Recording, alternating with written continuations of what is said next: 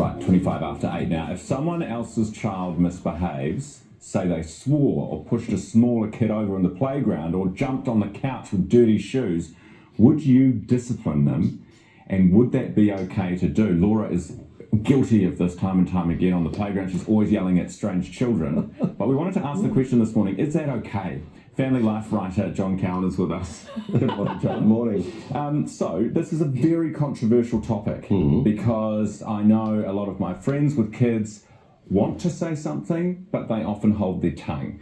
So where is the line? Ah, how brave are you? That determines where the line. The line is I'd rather give cheek to a bikie gang than step in and correct someone else's child if a parent is there watching, because children are now ego accessories. Any criticism or comments you make about a child is taken as a huge insult to the parents. Also, parents are incredibly protective of their children. And so even though people pay lip service to this idea that, it takes a village to raise a child and we should all be responsible for every child in our community, no way. You are to keep your hands and eyes off my child because I don't trust you to do the right thing with my child. And that comes from a huge variety in opinions on what's acceptable behaviour, shrieking in restaurants or pushing trolleys into people in the supermarket. That might be fine for my free-spirited child.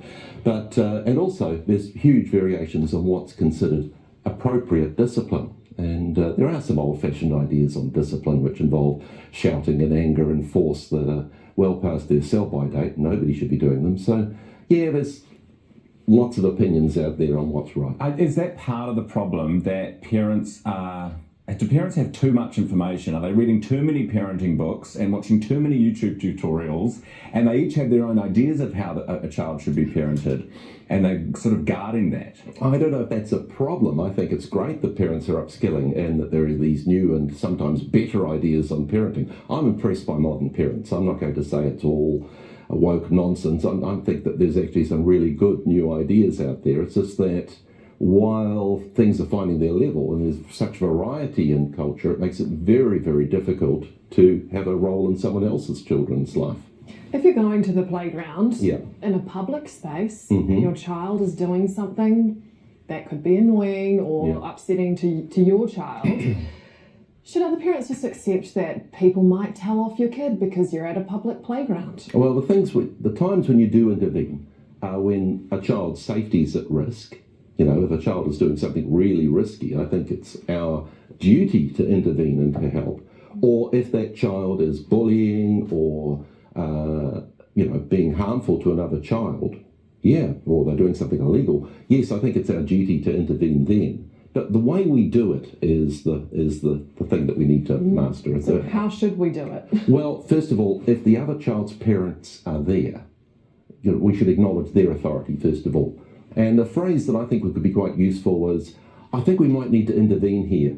Now, that gives the message of, I'm supporting you in your role. I'm on your side. I realise this is difficult, but I'll help you. And it also implies, if you don't do something, I'm going to. That's good. Yeah. I like that. There's a bit of psychology in there. Because what you don't want to say is that your kid? Yeah. Whose kid is that? Then you're on the defence. I never quite get that far. I just glower poisonously at the other parents and hoping they get a message. They get a message, but it's not the one I want. It never works. And then if you do find yourself in the position of having to discipline another person's child, obviously a calm voice and all that kind of stuff, I imagine. Yeah, the goal is to de-escalate a situation, not wind it up. And so shouting and yelling at another child, it's not usually going to deliver the right result.